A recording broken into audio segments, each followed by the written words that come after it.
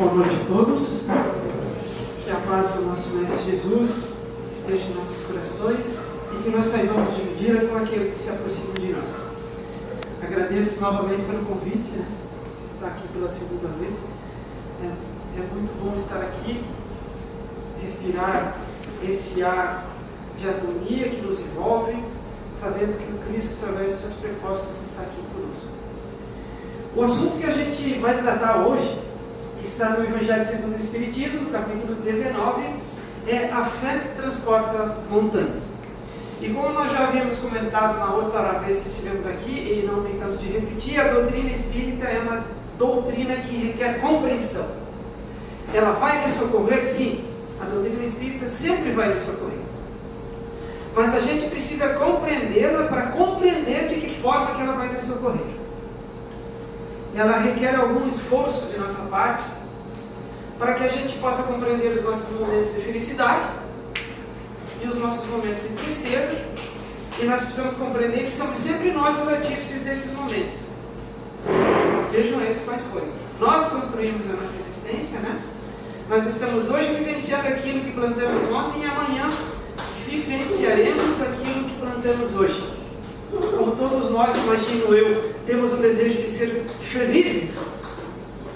Então, fica o convite para que a gente plante essas sementes de felicidade. E o que isso tem a ver com o nosso tema de hoje? Tem a ver que, para plantar essas sementes de felicidade, a gente fazer uso da enxada, da pá, do adubo da doutrina espírita, a gente precisa compreendê-la, né?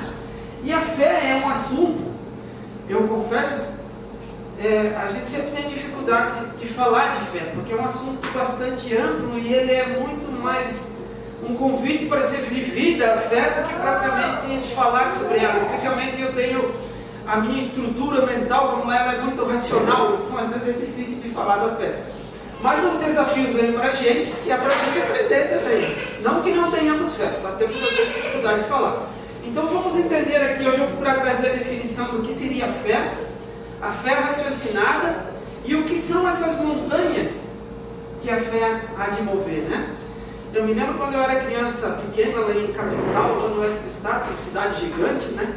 De 10 mil habitantes, eu ficava olhando para aquelas montanhas todas lá e dizia, mas como que essa tal de fé vai mexer com essas montanhas de terra toda aqui? E depois passa um tempo, a gente começa a estudar, começa a compreender a vida, começa a compreender especialmente a doutrina espírita, e a gente entende o que são essas montanhas, né? Então vamos lá. Primeira definição de fé. Tudo que eu falar para vocês está fundamentado. Esse trecho eu tirei do livro Pensamento e Vida, de Emmanuel, no item 6, que versa sobre a fé. Entretanto, como exprimir a fé? Indaga-se muitas vezes. A gente pergunta, né? Se pergunta, como exprimir a fé? Como que eu vou manifestar a minha fé? Como eu vou fazer uso da minha fé? Primeiro eu preciso compreender. Eu preciso entender o que significa fé. A fé não encontra definição no vocabulário vulgar. Começa por aí.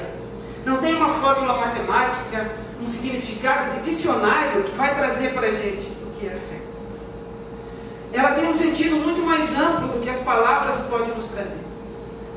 Por isso que eu digo, a fé, mais do que tudo, ela precisa ser vivenciada, né? Ela precisa ser compreendida para que ela possa ser vivenciada. Para encontrar, aí esse trecho está no livro também Pensamento e Vida, e no item 6, fé, né, de Emmanuel. Para encontrar o bem e assimilar-lhe a luz, não basta admitir-lhe a existência. É indispensável buscá-lo com perseverança e fervor. Para encontrar o bem, encontrar a fé, não basta simplesmente a gente admitir que existe. Como não basta, para nos dizermos espíritas, simplesmente crer na reencarnação.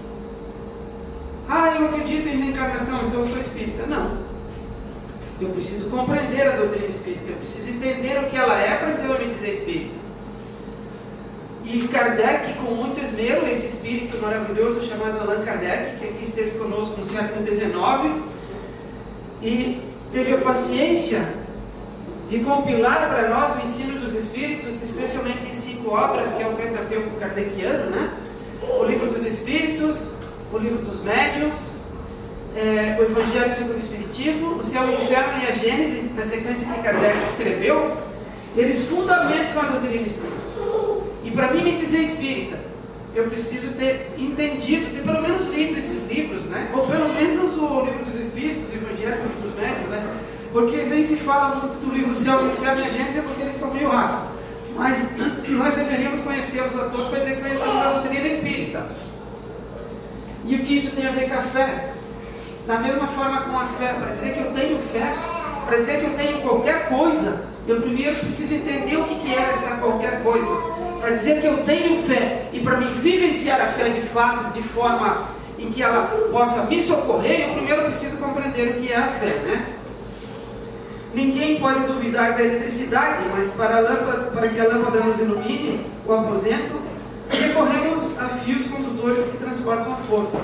A fotografia da mesma forma, precisa ser revelada. Pelo menos precisava uma vez, né? Agora são todos digitais. A voz humana, para ser transferida desse microfone para as caixas de som, está precisando de fios. Então, desse modo, nós não podemos prescindir, nós não podemos deixar de lado a nossa necessidade de estudar e de compreender o que ela significa. Até porque tudo o que nós fazemos, para que essa fé seja efetiva, para que essa fé realmente traga os resultados que nós buscamos, nós precisamos entender o que é que nós estamos pedindo a Deus. Porque eu costumo dizer que Deus entrega tudo o que a gente pede, né? Eu tenho fé em Deus, eu vou pedir para Ele e Ele vai me dar.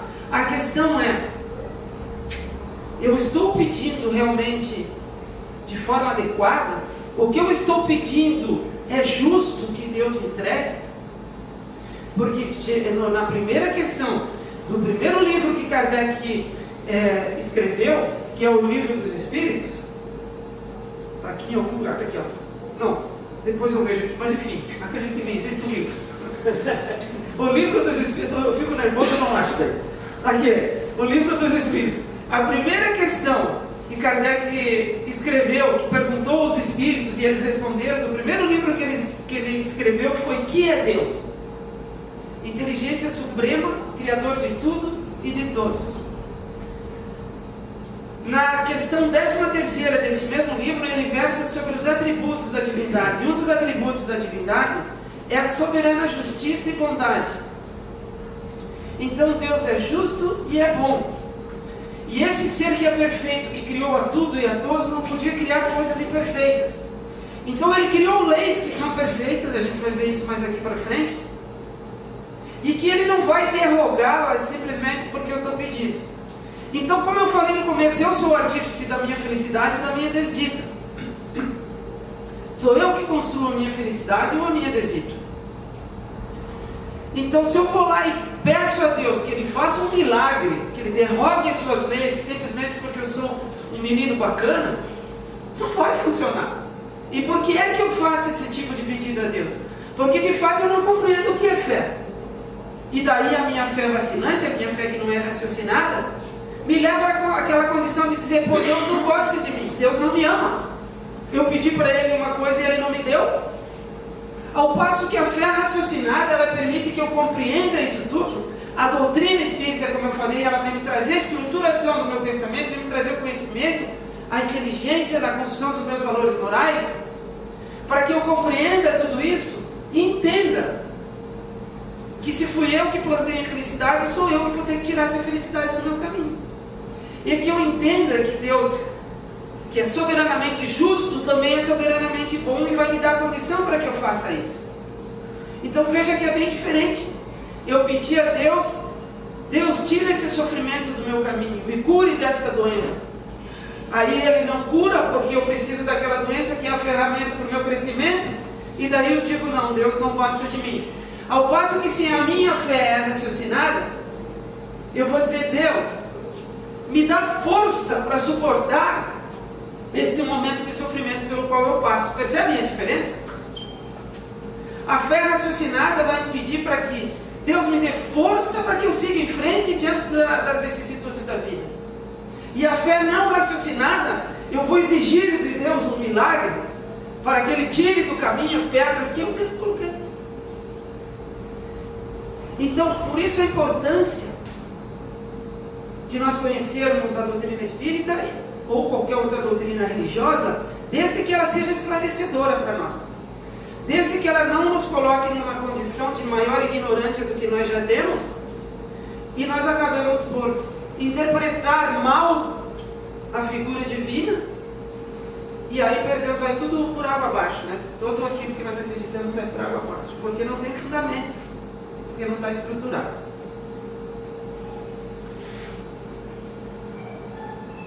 Para mim, né, e isso abre aspas, é pessoal, a melhor definição de fé está aqui.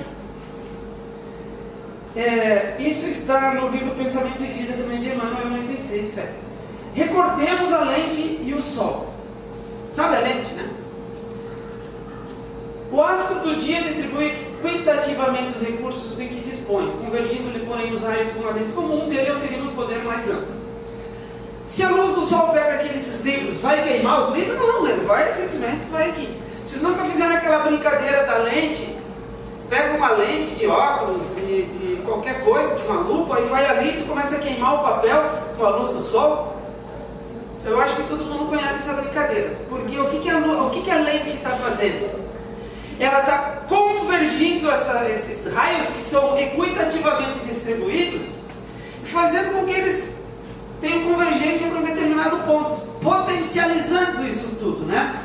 E daí Emmanuel vem dizer aqui que é a mesma coisa. O bem eterno é a mesma luz para todos, mas concentrando-lhe a força em nós, por intermédio de positiva segurança íntima, de certo com mais eficiência, lhe retrataremos a glória. O que acontece? O bem está aqui para todos. O amor do Cristo, o amor de Deus por nós está aqui por todos. Mas a nossa fé, ela tem que funcionar como essa lente e a luz do sol. Ela vai fazer com que esses raios convirjam. Está certo essa palavra? Acho que está.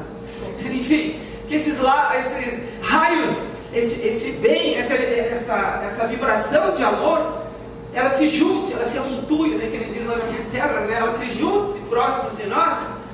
E da mesma forma que a luz do sol ganha força quando ela converge com a ação da lente, a nossa fé vai fazer com que essa energia de paz, essas vibrações de bem, elas se potencializem. Então, por isso que para mim assim, essa definição de fé me ajudou muito a compreender, né? A questão é, de novo eu volto para a necessidade de compreender o que é a fé. Porque da mesma forma que eu posso convergir essas boas vibrações, isso que os bons espíritos nos enviam, eu também posso usar dessa fé para convergir coisas que não são boas. Então por isso que eu preciso compreender, eu preciso entender para saber que tipo de convergência de fé eu estou fazendo. E aí entra de novo aquilo que eu falei no começo. A doutrina espírita vai me auxiliar, ela vai me consolar? Vai. Exatamente do jeito que eu gostaria, não. Do jeito que Jesus nos ensinou. Do jeito que Deus, através de Jesus, seu preposto direto, nos enviou para que nós conhecêssemos. De novo, eu brinco que cuidado com o que pede para Deus, porque Deus dá. Deus sempre dá o que a gente pede. Aí eu peço para ter paciência. Deus me ajuda a ter paciência. Aí o que eu imagino? Eu vou renascer num lugar fofinho, quentinho, onde ninguém me cutuca para me desenvolver outra alma. Se eu estou pedindo para Deus para ter paciência, Ele vai me colocar num lugar onde eu vou desenvolver a minha paciência, onde todo mundo vai me cutucar com um alfinetezinho que é para me desenvolver a minha paciência. Então eu brinco, cuidado com o que pede para Deus, porque Deus dá. Certo, gente? E no último parágrafo aqui, procuremos a boa parte das criaturas, das coisas e dos sucessos que nos cruzam ali no cotidiano. Teremos assim um espelho de nossa mente voltado para o bem, incorporando-lhe os tesouros eternos e a felicidade, que nasce da fé generosa e operante, libertar-nos dos grilhões de todo o mal, de vez que o bem, constante e puro, terá encontrado em nós seguro refletor. Terá encontrado em nós a lente segura. Agora, se eu olho para tudo, e eu vejo em tudo coisas ruins, aquela pessoa lá que trabalha comigo, porque é ruim assim, porque blá blá blá blá, eu estou convergindo toda essa energia negativa, vendo essas coisas ruins. Aí eu vou lá fazer uma entrevista de emprego, mas eu já chego lá, mas não adianta nada, provavelmente já acharam outro para o meu lugar, então eu vou convergir em energia negativa. Agora, eu vou lá, eu olho para o meu amigo lá do trabalho e digo, não, tem momentos em que ele não está bem. Mas tem muitos momentos que ele está bem e ele me ajuda. O que eu estou fazendo? Eu estou convergindo essas coisas boas e estou neutralizando. Através da minha fé, eu estou convergindo as coisas boas e neutralizando as coisas que são ruins. Eu vou lá na entrevista de emprego, não, eu vou conseguir, blá, blá, blá, blá, blá. Eu já estou demonstrando uma condição diferente. Então, isso é fé. Então veja que a fé não necessariamente ela está ligada à religião. Ela está ligada a essa convergência que nós damos. Óbvio que aqui a gente está tratando da questão da fé religiosa, né? Mas essa fé é a convergência disso tudo para um único ponto, né? Vamos em frente aqui. De novo eu vou pular algumas coisas aqui por causa do relógio obsessor. Fé raciocinada. Esse aqui está no Evangelho segundo o Espiritismo, capítulo 19, item 3. A fé sincera e verdadeira é sempre calma, faculta a paciência que sabe esperar, porque tendo seu ponto de apoio na inteligência e na compreensão das coisas, tem a certeza de chegar ao objetivo visado. Tendo seu ponto de apoio na inteligência e na compreensão das coisas, tem a certeza de que vai chegar onde quer. Quando nós não temos o conhecimento de onde queremos chegar, quando nós não nos preparamos para aquilo que nós vamos fazer, a nossa fé acaba sendo vacilante. Porque se tudo tivesse escuro aqui, e eu não soubesse que tem uma porta lá atrás, como é que eu ia chegar nela? Então eu preciso iluminar o meu caminho, né? Eu preciso iluminar com sabedoria, com conhecimento, com inteligência, com valores morais, que são a nossa bagagem de espírito, para que eu enxergue que lá atrás tem uma porta. Aí eu vou com fé, eu vou com segurança. Se alguém colocar 10 cadeiras no meio do caminho, a minha segurança da fé raciocinada vai saber que eu posso desviar, que eu posso tirar essas cadeiras. Agora, se a minha fé é cega e eu estou no escuro, eu vou esbarrar nessas cadeiras e eu não vou chegar lá na porta. Então eu preciso entender o que é que eu quero.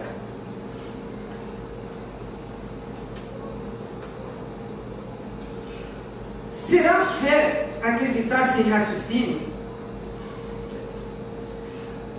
Acreditar é uma expressão de crença dentro da qual os legítimos valores da fé em si mesmo, admitir as afirmativas mais estranhas sem um exame minucioso, é caminhar para o desfiladeiro do absurdo, onde os fantasmas dogmáticos conduzem as criaturas a todos os despautérios.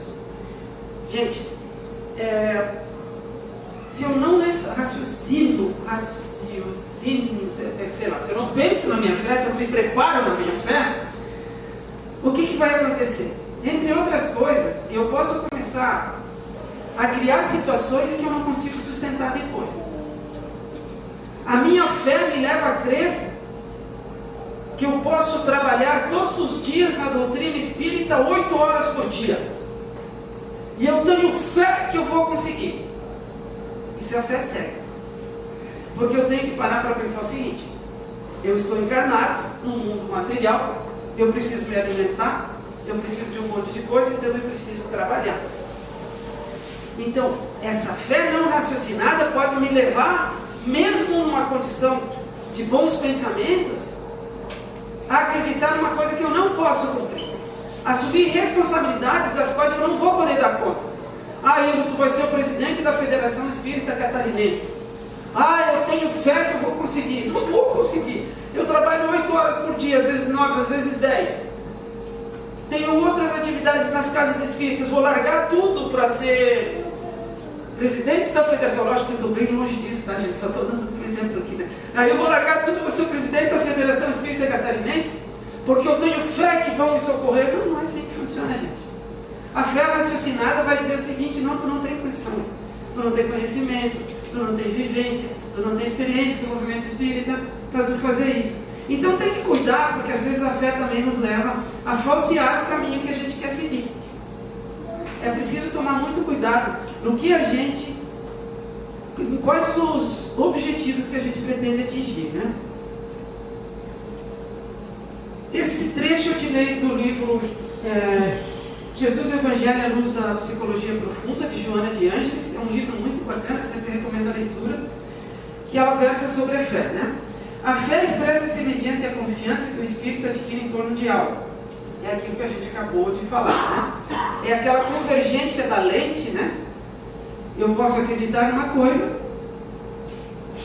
e trabalhar para que ela aconteça, levando em consideração, diante do estudo do que é a fé, tudo aquilo que acabamos de falar, né? Quais são os meus fundamentos para que aquilo que eu quero realmente aconteça. Apresenta-se natural e adquirida. No primeiro caso é espontânea, simples, destituída de reflexão ou exigência racional, característica normal do ser humano. O primeiro caso, a fé natural, a fé não raciocinada, ela está destituída de reflexão ou de exigência racional, que é aquela condição em que eu falei, em que eu peço alguma coisa, eu não recebo, eu não compreendo porque eu recebi, e eu deixo então de acreditar naquela religião que eu frequentava, eu deixo de acreditar em Deus e em Jesus. Na segunda acepção, é a conquista do pensamento que elabora razões para estabelecer os seus parâmetros e manifestar-se. Ou seja, no segundo caso, eu não acredito simplesmente por acreditar. Eu passo a fundamentar a minha crença. Por isso que eu falei da necessidade da gente estudar a doutrina espírita. Por que eu sou espírita? Eu acredito na doutrina espírita, no momento que eu precisar, os espíritos vão vir e vão me socorrer. Será que é bem assim? Primeiro, eu tenho realmente convicção na doutrina espírita. Você sabe a diferença de acreditar e ter convicção? Vou contar uma historinha para vocês aqui, até para acordar, senão não vou fazer vocês dormirem. A diferença entre acreditar e ter convicção. Nós acreditamos na doutrina espírita. Nós aqui acreditamos na doutrina espírita, né? O determinado cidadão lá, ele tinha um barco desses enormes e saiu mar afora para pescar com seu filho adolescente e com os seus marinheiros. Ele tinha lá 30, 40 marinheiros no seu barco, que era um barco bem grande, né? E o filho dele lá tinha 11, 12 anos. E eles estavam lá 200, 300 quilômetros da costa, era um barco grande, e de repente mergulharam numa tempestade. Uma tempestade daquelas gigantes, assim, terríveis, ondas de 10 metros de altura. Os marinheiros, eles estavam com medo, mas eles acreditavam na capacidade do dono do barco, que era o capitão do navio, certo? Eles estavam com medo, mas acreditavam no capitão, né? Aí o capitão chamou o imediato dele e disse: faz um favor para mim, vai dar uma olhada no meu menino que está lá na minha cabine, porque o negócio está feio aqui. E o marinheiro imediato, que estava com medo, mas acreditava no capitão, foi lá olhar o menino. À medida que o barco era jogado para um lado, ele rolava, todo feliz. E nem se tivesse uma montanha russa, o barco ia para o outro lado, todo feliz. Aí o marinheiro perguntou para ele: você não está com medo? E ele respondeu: não, meu pai é o capitão do navio. Vocês percebem a diferença? Os marinheiros acreditavam no capitão do navio, eles estavam com medo. O menino tinha convicção no capitão do navio, e daí ele não tinha medo. E quem é o capitão do nosso navio, gente? Quem é o governador desse planeta? E o que a nossa fé diz a respeito desse governador? O governador desse planeta se chama Jesus Cristo. E cada vez que a gente tem medo e que a gente reclama, a gente acredita no capitão do navio. Mas cada vez que a gente olha para frente e diz: diante de todas essas dificuldades que o nosso país passa, que eu passo lá em casa, que passa na casa espírita, eu tenho confiança e convicção no capitão do navio. Aí eu estou sendo espírita. Eu estou tendo fé raciocinada de verdade. Porque esse espírito chamado Jesus Cristo, que atingiu o ápice da evolução possível da criatura, já era espírito crístico há 4,5 bilhões de anos. Como é que sabe disso, Chico? Porque no livro A Caminho da Luz de Emmanuel e Francisco Cândido Xavier, diz que o Cristo é um dos construtores desse planeta. E construtores de planetas necessariamente têm que ser espíritos crísticos, que obedecem e executam as vontades do Pai diretamente. Como esse planeta tem em torno de 4,5 bilhões de anos, o Cristo Jesus já era espírito crístico há 4,5 bilhões de anos. Será que ele não sabe o que está fazendo no timão desse navio? Eu acho que sabe, né? O que nos falta é fé raciocinada para compreender isso tudo. Porque veja, até para compreender que ele já era Espírito Cristo há 4,5 bilhões de anos, tive que ler um livro. Para compreender e ter convicção nesse Mestre Jesus, eu preciso ler essas obras. Aí a minha fé deixa de ser vacilante.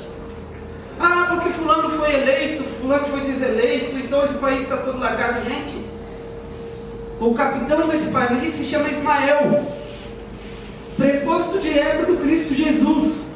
Eu acho que esses nossos capitães sabem o que estão fazendo. Nós que não temos fé raciocinada o suficiente para perceber isso. E aí a gente sofre, porque a gente não compreende diante das leis divinas que se eu estou exposto a uma condição dessa, gente, se eu tenho fé raciocinada o suficiente, eu vou compreender que eu estou exposto a uma condição dessa, porque eu, em algum momento, contribuí para que ela acontecesse. E diz no Evangelho segundo o Espiritismo que se eu não encontro motivo para os meus sofrimentos nessa existência, é porque está na existência anterior. Então tudo está muito bem estruturado. Agora, se a minha fé é vacilante, se a minha fé não é raciocinada e não é bem estruturada, eu vou olhar e vou dizer, pois é, acho que Jesus esqueceu a gente. Não é verdade? Porque está aí todo esse sofrimento, está aí todas essas coisas, blá blá blá blá blá. Eu tenho que trabalhar por mitigar, por minimizar o sofrimento, não tenho dúvida. Mas se ele existe, foi porque em algum momento eu plantei o sofrimento. Porque Deus é soberanamente justo e bom. E muitas vezes a minha fé vacilante, que não é raciocinada, faz eu enxergar sofrimento onde ele não existe. Porque às vezes eu acho que a minha felicidade, por falta de fé raciocinada, está fundamentada nas coisas materiais que são passageiras. Quando a minha bagagem de espírito é a minha inteligência, o meu conhecimento e meus valores morais. E quando eu chegar no plano espiritual, eu vou ter que dar conta disso. E não do carro que eu tinha, da casa que eu tinha. Então, muitas vezes, não ter um carro e não ter uma casa não significa sofrimento. Pelo contrário. Tem muita gente chorando em Castelo e tem muita gente feliz em Choupana. Como também tem gente chorando em Choupana e tem muita gente feliz em Castelo. O que claramente a gente percebe nisso é que o que determina a nossa felicidade não são as coisas de matéria. O que determina a nossa felicidade são as sementes espirituais que nós plantamos. E são elas que vão estabelecer uma fé bem fundamentada e que vão fazer com que eu compreenda a vida que eu vivo, compreenda Jesus, compreenda a Deus. Não tem outro jeito. Por isso que eu falei, eu sou espírita, mas eu sou espírita até quando? Eu sou espírita até o momento em que o espiritismo está me dando conforto, né? Mas às vezes a doutrina espírita bate na minha porta e diz, agora é a tua vez, agora tu tem que trabalhar. Porque para tu continuar crescendo, tu vai ter que trabalhar também. Não, mas aí eu tenho isso, um joguinho de futebol, eu tenho não sei o quê. E aí lá se vai todo. Quer saber, a doutrina espírita não é tão boa assim, né? Aí lá se foi, né? Minha fé vacilante. Vocês percebem a necessidade de se compreender as coisas? A necessidade de entender o que nós vivemos? E nós procuramos sempre milagres, né? Deixa eu ver se eu acho aqui, que agora eu vou ter que correr um pouquinho. Esse trecho eu tirei da Gênesis, no capítulo 13º, item 1. E também está lá no capítulo 15º, os milagres de Jesus. Será que nós esperamos por milagre? E milagre está intimamente ligado à fé, né? A nossa fé não faz com que a gente espere por milagre? Quantas vezes a gente faz isso, gente? Mesmo dentro da casa espiritual. Quantas vezes a gente não olha para cima, num sentido figurado, né? E não pede para Deus para que resolva num passe de mágica aquilo que a gente causou. De novo, no Evangelho segundo o Espiritismo, se eu não encontro o motivo do meu sofrimento nessa existência, pode ter certeza que está numa existência anterior. Compreender o mundo que me cerca e desenvolver essa fé no futuro, essa fé que que a vida realmente, essa convicção, estou procurando a palavra, essa convicção de que a vida realmente continua, e é lá no plano espiritual a nossa casa definitiva. E que isso vai requerer esforço da gente. Vamos ver o que dá tempo de falar aqui ainda. Bem rapidamente, né? Quais são as montanhas que a fé tem que mover? Em 4 minutos, vou correr aqui. Vai ser mais difícil do que mover as montanhas de terra. Olha só, gente. Tudo que nós vivemos, tudo que nós vivenciamos, fica guardado dentro de nós. O fato daqui, poxa, eu peguei essa chave e deixei cair, você não precisa ficar guardado em mim porque é irrelevante. Mas esse nosso encontro aqui para falar sobre a fé, isso está ficando guardado dentro de nós. Todos os fatos relevantes que vivenciamos ficam guardados dentro de nós. As coisas, por falta de palavras melhores, né, as coisas positivas e as coisas negativas, né? Elas ficam guardadas nas palavras de Jorge André, no livro Visão Espírita das Distonias Mentais, como núcleos em potenciação. Quer dizer, as nossas vivências estão todas aqui dentro. Às vezes a gente passa debaixo de uma árvore florida que tem um perfume e aquilo leva a gente longe, não leva? A gente, poxa, mas estou tentando lembrar de alguma coisa, mas não lembro, né? É que aquele perfume despertou alguma coisa que a gente vivenciou em outras épocas dentro da gente e vem para frente. Da mesma forma que eu chego lá no trabalho, eu dou de cara com uma pessoa lá e digo, eu não gosto dessa pessoa. Estou vendo pela primeira vez. Eu não fui com a cara dele. Também está trazendo vivências do passado que se manifestam. Essas vivências negativas precisam ser transmutadas, precisam ser modificadas. Porque são elas os objetos das nossas expiações. Expiar, gente, nós vivemos num mundo de provas e expiações, mas a gente entende que é isso também, né? Expiar é modificar essas coisas negativas que a gente tem dentro da gente. É transformar aquilo que está ruim dentro da gente para coisas boas. Da outra vez que eu estive aqui, eu perguntei se alguém era vingativo. Vou perguntar de novo. Alguém aqui é vingativo? Ninguém é vingativo, né? Mas eu vou perguntar para vocês, vocês estão lá assistindo a novela das 8, que passa às 9h30. Aí vocês estão torcendo, porque o bandido está batendo na mocinha, aí vocês estão torcendo para a polícia chegar e dar uma surra no bandido, porque isso é justiça, certo? Não, isso é vingança. Vocês percebem como isso é velado e está dentro da gente e precisa ser modificado? Porque eu quero mais que aquele deputado vá preso e passe fome na cadeia, porque isso é justiça. Não, isso é vingança. O Cristo nunca propôs isso. A mulher adúltera chegou lá, o Cristo propôs jogar pedra nela? Não, atire a primeira pedra que ele tirou o pecado. Então, nós nos propomos a fazer justiça quando nós estamos fazendo vingança. E por que eu estou falando isso? E veja como é sutil, né? Nós temos isso dentro de nós e isso precisa ser modificado. É um processo expiatório. E essa vingança velada que a gente tem dentro da gente, sabe como é que se chama? Montanha. São essas as montanhas que a fé precisa mudar.